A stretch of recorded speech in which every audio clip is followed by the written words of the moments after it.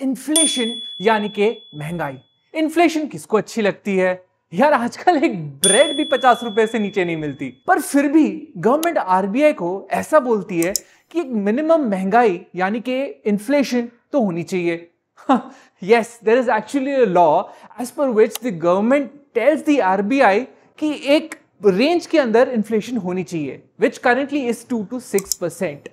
पर ये 2% minimum inflation का मतलब क्या है? ये गवर्नमेंट क्यों हमारी वाट लगा रही है?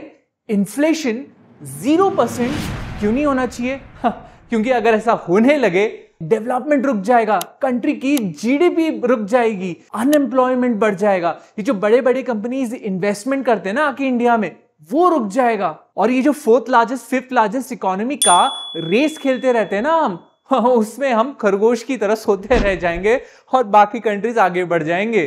पर इतना सब होगा क्यों? क्या 0% इन्फ्लेशन इतना डेंजरस है? आइए समझते हैं इन्फ्लेशन के इन फंडामेंटल्स को एकदम ही इजी भाषा में इन दिस एपिसोड। इन्फ्लेशन तो ठीक है, सबसे पहले यह समझते हैं कि इन्फ्लेशन का ऑपोजिट यानी कि डिफ्लेशन यानी कि decrease in the prices of goods and services अगर होने लगे तो उससे क्या प्रॉब्लम होगा? अब मान लीजिए आपको एक बाइक खरीदनी है। ये बाइक की आज की प्राइस है 1 लाख रुपए, पर कंट्री में तो डिफ्लेशन है, तो आपको यह तो पता है कि अगले साल यही बाइक 90,000 रुपए में मिलेगी, यानी कि 10% डिफ्लेशन। अब क्या करोगे? ऑब्वियसली नहीं खरीदोगे, right? Unless it's an emergency. अगले साल खरीद लेंगे यार, इतनी भी क्या जल्दी है। तो ये बाइक तो गई। और ऐसे ही आपके जैसे कितने लोग होंगे जिनको किसी को वॉशिंग मशीन खरीदनी होगी, किसी को टीवी खरीदनी होगी, सब तो यही सोचेंगे ना कि यार अगले साल खरीद लेते हैं, इतनी भी क्या जल्दी है। और सबका एक्सपेंडिचर हो गया पोस्टपोन अगले साल के लिए। अब क्योंकि आपने स्मार्टनेस दिखा के ये बाइक तो नहीं खरीदी, और आपके जैसे कितने हजारों लोगों ने वही स्मार्टनेस दिखा के बाइक नहीं खरीदी, तो इस बाइक कंपनी की डिमांड तो खत्म हो गई।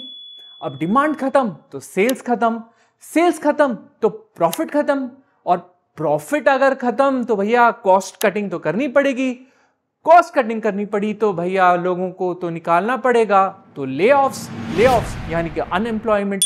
और वो जो प्रोडक्शन बढ़ाने के लिए नए फैक्ट्री के जो इन्वेस्टमेंट करने वाले थे वो तो अगले साल के लिए टल गया। सो घुमा फिरा के डिफ्लेशन से हुआ क्या? डिमांड खत्म, सप्लाई खत्म, अनएम्प्लॉयमेंट ज्यादा, कंट्री की हालत भाई। और इसीलिए डिफ्लेशन को बहुत ही डेंजरस माना जाता है।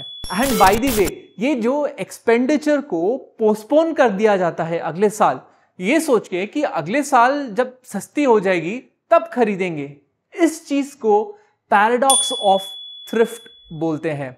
और ये रिसेशन के टाइम पे और भी डेंजरस हो जाता है, क्योंकि कंट्री की हालत तो वैसे ही टाइट है, और ये जो एक्सपेंडिचर भी बंद हो जाता है लोगों का, तो उससे और हालत खराब हो जाती है। तो अब चलो, डिफ्लेशन तो खराब है, लेकिन 0% इन्फ्लेशन से क्या प्रॉब्लम है भाई?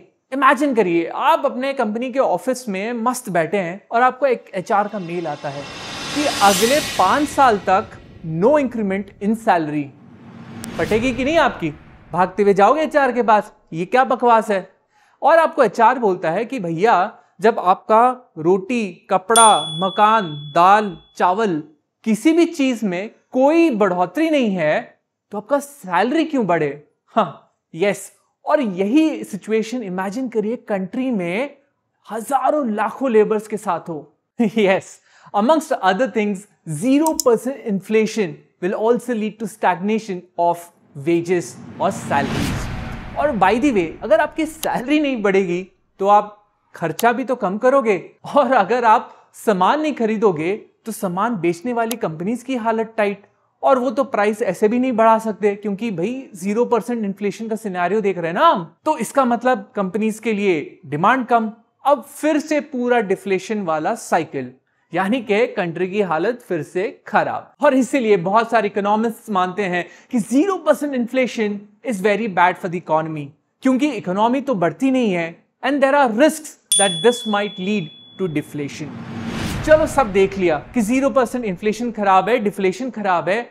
अब देखते हैं कि इन्फ्लेशन से फायदा क्या होता है। तो वापस चलते हैं इस बाइक पे।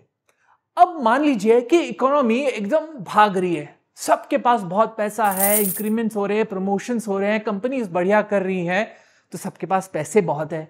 तो जहां पे आप सिर्फ अकेले ये 1 लाख की बाइक खरीद रहे थे, अब आपकी बात सुन के आपके मोहल्ले में 20 ऐसे लोग हो गए जिनको ये 1 लाख की बाइक खरीदनी है, ठीक है।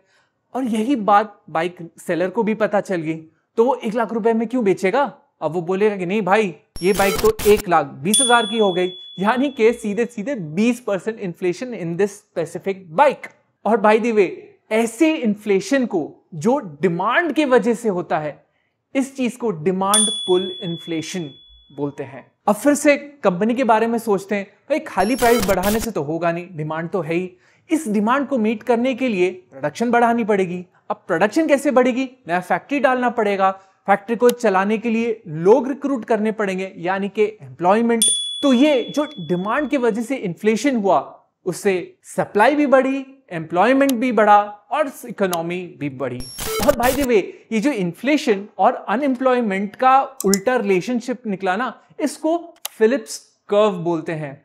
बट जब स्टैग्नेशन देखा गया दुनिया में, यानी कि स्टैग्नेंट ग्रोथ प्लस इन्फ्लेशन, तो फिलिप्स कर्व को भी काफी क्रिटिसिज्म मिला। तो बाय द वे, स्टैगफ्लेशन को अभी साइड में रखते हैं। इसके लिए do watch my upcoming video on stagflation. Oh हाँ, एक चीज तो मैं भूल ही गया।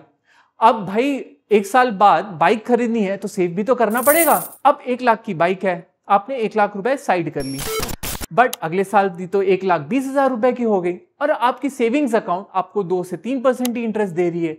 बाकी पैसे कहां से आएंगे?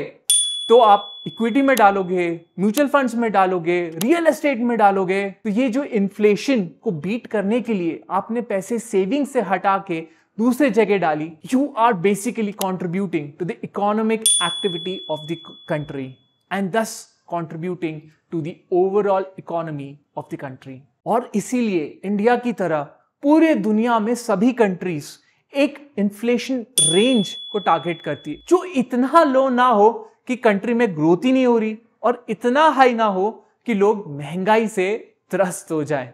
और बाय द वे, ये आरबीआई रेपो रेट से क्या खेलती रहती है इन्फ्लेशन को टारगेट करने के लिए? हाँ, इस चीज को बहुत ही आसान भाषा में समझने के लिए to watch my upcoming video on this. See you letter.